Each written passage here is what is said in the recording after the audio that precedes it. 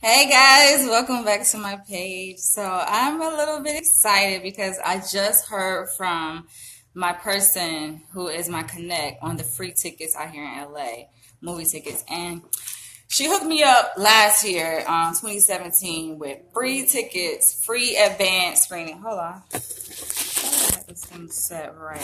Okay. Hope you guys can hear me. But she was like the connect for me when I got my tickets last year to 50 Shades Darker movie premiere out here in LA. And so I hit her up this year and I was like, what's up with the free tickets?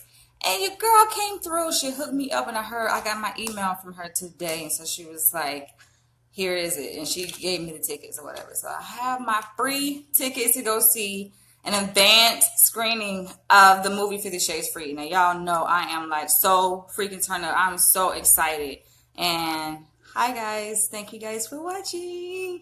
So in this vlog, I'm going to try to be very concise, even though I do have a lot to say about this topic, about masochism and pain and whether or not submissives or masochists feel pain. Now, let me make the distinction because there is a difference between a submissive and a masochist. Not all submissives are necessarily masochists, but I would say all masochists, or majority of them, are submissive. So I want you guys to feel free to chime in if you have any questions about BDSM or the lifestyle or even the movie 50 Shades Free. I'm open to discussing it, so just drop your questions down below. If not, just tune in and watch. But y'all, yes, I am excited because the movie comes out February 14th, so it comes out on Valentine's Day. I am going to see it early before it comes out, so I'll be seeing it before you guys. And yes, of course, I will be coming to you guys with my review like I did last year and the year before that.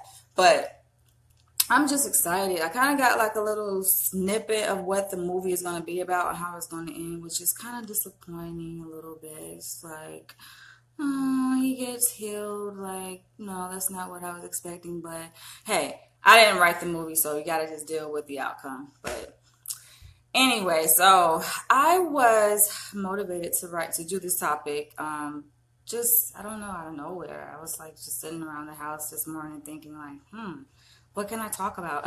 No, but actually it was from a discussion that I had with my coworker yesterday at work. And it's crazy like how I'm at work and we're just talking about all kinds of these topics just come up. And like I told you guys, like I recently found out that it feels like I'm sitting kind of weird.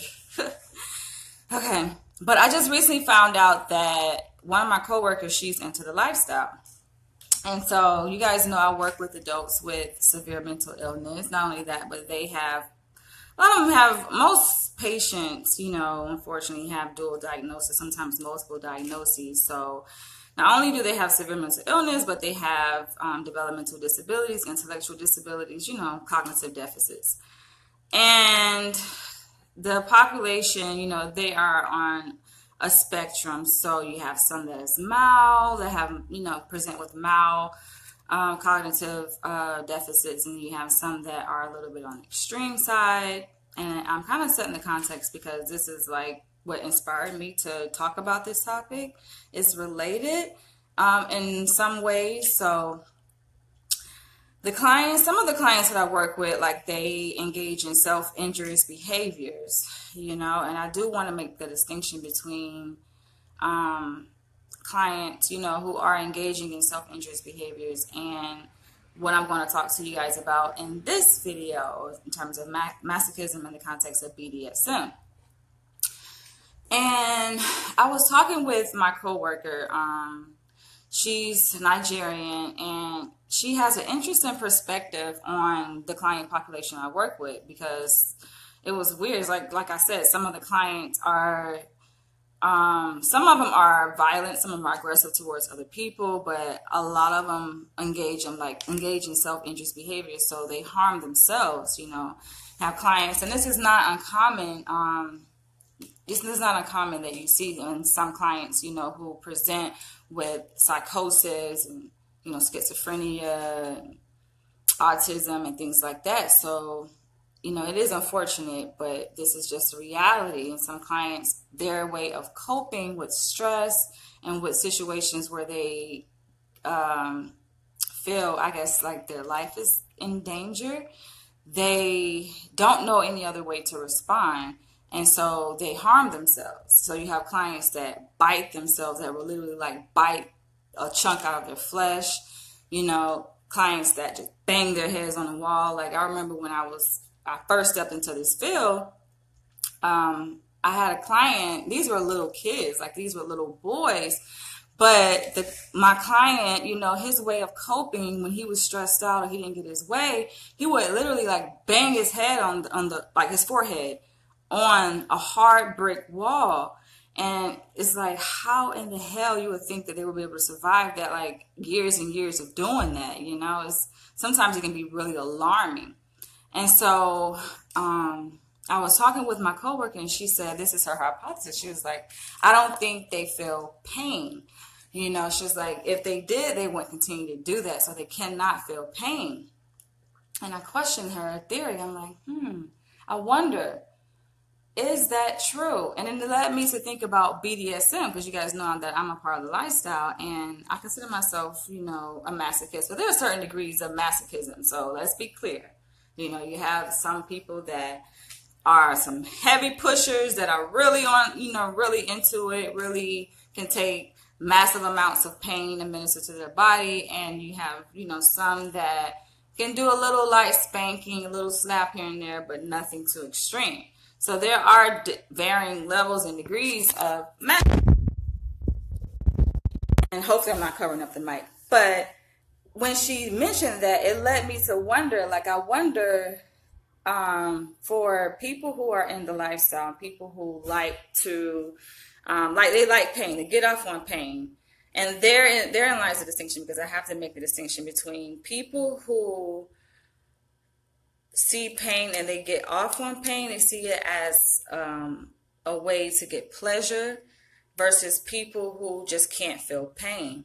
And I think there is a difference, because I think there comes a point when the body itself, like its response to pain, it becomes, I guess, desensitized. It becomes more immune to pain over time, like the more a person goes through pain. And then, and thinking that, it took me back to thinking about, okay, growing up, because it's interesting, I told you guys that I was talking to this defense attorney and we're done, I can't do it. But his idea, right? He had this idea that when we first meet, this is in his mind, right? In his thinking, which obviously isn't going to happen. But he was like, he has this fantasy where he wants to, he thinks I'm going to lay on the bed and he's going to just not give me a spanking, but beat my ass. And I'm like, dude, I don't think that's going to happen. And I said, so I was playing the game with him, right? I was like, so is it going to hurt? He was like, yes, it's going to hurt. He was like, yes, my belt hurts. And I'm like, how bad is it going to hurt? I say, is it going to leave marks? He was like, yeah, it's going to leave welts. And I was like, and this is another reason why I'm kind of skeptical, because I'm like, wait a minute, that's a little bit on the extreme, you guys. And so then he goes on to say oh, I like your spanking stories. I like when you talk about your mom and how she spanked you growing up. And I'm like, dude, I didn't get spankings. I got beatings, first of all. So let's get that clear. And then he was like, he's fascinated by this. And I'm like, you are on the other end of the spectrum. You are a little bit there are people who I feel are attracted to the BDSM, and they, I don't know, not to say they're fake, but they have a sense of, limitations, right? They know how far to go within, playing this whole lifestyle. Whereas you have some people, they just don't know, that they are really some sick creatures in the head, and you have to really watch out for those kind of people. So that is my warning to you guys who are interested in the lifestyle, or even people who are already involved in lifestyle. You really have to be careful.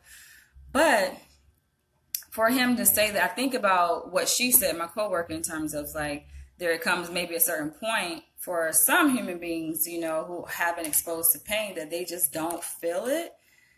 Like you don't feel pain. And I'm like, that is some scary shit, because especially when you're talking about people who are violent, people who are impulsive, who can't control their anger, and, they respond in these ways, like somebody can really get hurt, right? And so, me, I've worked with this kind of population like since I was in my early 20s. So I'm used to it, right? Like I'm comfortable with it. I'm used to it. So it doesn't really alarm me, necessarily, but it is alarming. And then, like I said, it had me think about what he said in terms of how like he gets off on that. And I'm thinking like how first of all, how sick is that? Then not only that, but second of all, I'm like, I wonder for a person, for a submissive, like when submissives are going through this and they're getting spanked, it's interesting, I think, just to see the connection between like how a person can experience pain in one way, and then that type of experience can evolve into something totally different. For in one situation, like pain is something that they don't like, and then in another situation, pain is something they do like. If that makes sense, you guys. It's really a complicated topic, and I figure like, I really do want to address this because I do feel like there are different, types of pain. There are different levels of pain, like you have people who, I think for some people, when the association of pain is paired with something that is desirable, then that's when they like pain, right? But then for people when it's not, then that's when I think it's a bad thing. So for me growing up, and I think about, how I was abused, because I consider it abuse, because I didn't like it, I didn't want it. I look at that situation and I can understand why, like, I didn't like it, because it was nothing desirable about that kind of pain, but then as I got older, it's like I evolved into this person that somehow likes pain. I'm like, where did this come from? I find it quite interesting. I don't know, and then there's this question, like some people ask me, is it that you like pain or that you don't feel pain? And when I think about the discussion that me and my coworker had, and then I think about, myself and where I stand when it comes to when I'm in situations like that, I'm like, that is a really complicated question. That's a complicated question because I think it's both. I think there comes a point where, even within an individual, over a period of time, they do become more desensitized to the experience of pain. So you're not gonna feel pain like if you never felt pain before, right? And then let's say you get hit, that is gonna be a much stronger experience of pain than if you've already been hit several times and you've already been exposed to it several times. And so I hope you guys can get where I'm coming from, because this topic is really complicated sometimes for me to discuss, because I think I'm in it, and I've lived it and I've kind of experienced it. So it is sometimes kind of difficult for me to discuss. But in terms of the movie 50 Shades Freed, like, I hope you guys can hear the mic. But in terms of the movie 50 Shades Freed, like, a lot of people, I think, criticize the movie in terms of like the discipline that he gave, because that really is like a soft version of BDSM.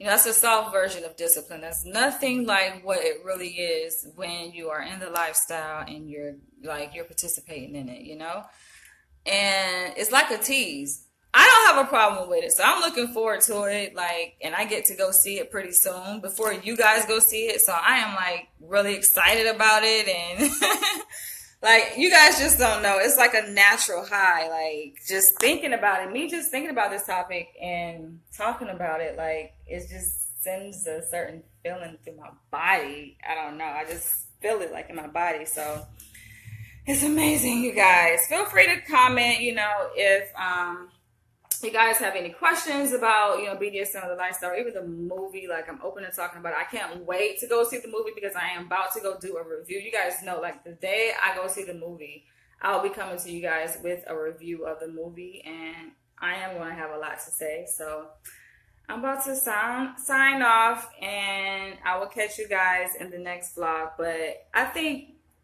I do want to kind of like caution, you guys, because I feel like there isn't enough warning given to people who are, like, say, curious about BDSM, and they're wondering, like, what is it like? Like, what exactly is it? And I feel like it's not enough discussion about it. People sometimes, like, they assume things that aren't really true. When I had this talk with my coworker, and she's like, she does groups, and she does classes on for the submissives, like just to kind of inform and educate submissives on certain aspects of the lifestyle. And I was telling her, I was like, I'm glad that you're doing that, because it's just not enough of it. It's not enough of education, concerning BDSM. And you got people that are attracted to the lifestyle for the wrong reasons, and you'll have a lot of men that just will say, oh, I'm a dom, because they know that they have an idea that may get them a ticket, in or whatever, and being able to talk to a submissive or whatever and get her to submit. But I just find it kind of ironic, because I come across so-called doms and different types of men, and they look at me and they wonder, they question, like, well, how submissive are you? And I'm like, I don't have to feel like I have to prove myself. I don't have to prove my submissiveness, like, especially in the beginning. Like, first of all, I don't even know you. So I'm not, no, I feel like no submissive should be submissive just right off the bat, to guys that you just don't know. Like, when you're getting to know a guy, yes, you can give them pieces of your submission, but don't just submit like day one, you just submit, because you don't know these people. You don't know this guy, and it can backfire on you. So that's just my cautionary warning to other submissives and other, like, people who are curious about the lifestyle, because I think that's just the biggest issue. You have to be careful. And me, y'all already know, I have no problem putting a person in their place and letting a person know, like, this is just not right, and it is what it is. So I feel like assertiveness, you have to have a certain degree of assertiveness in this lifestyle, especially from a submissive perspective. But I hope I was able to kind of address that topic with you guys. I don't know if I addressed it to the depth that I wanted to, because you guys didn't really give me much. I don't know. But feel free to leave your comments and leave your questions below if you have any, and I'll come back and do a part 2. And I'll catch you guys in the next video. Talk to you guys later. Bye.